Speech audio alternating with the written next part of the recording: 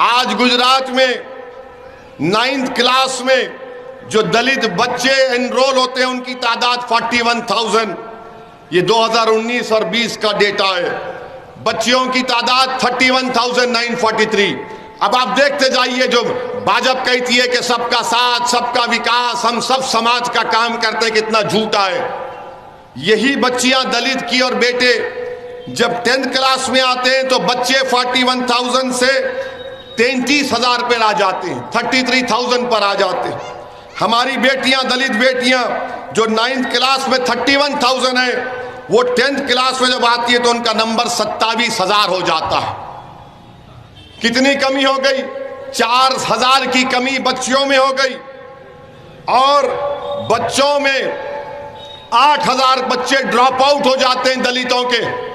ये दलित समाज को सोचना पड़ेगा।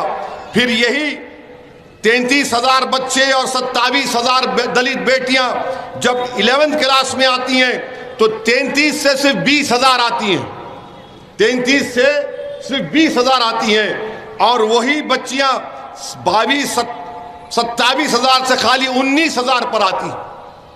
आप अंदाजा लगाइए, गिरते जा रहा है नंबर 8,000 तक।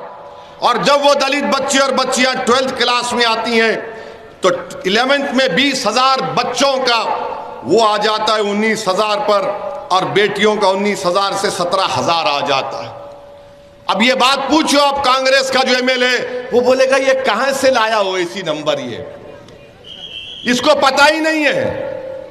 खाली खौफ की बुनियाद पर वोट दो, डर की बुनियाद पर वोट दो। ये डेटा जो है, ये डेटा गुजरात सरकार का है। तो ये बात अगर कोई गुजरात की विधानसभा में जाकर करेगा दलित समाज के लिए, उनके बच्चे और बच्चियों को पढ़ाने के लिए, तो उसका नाम साबिर काबुली वाला होगा इंशाअल्लाह ताला।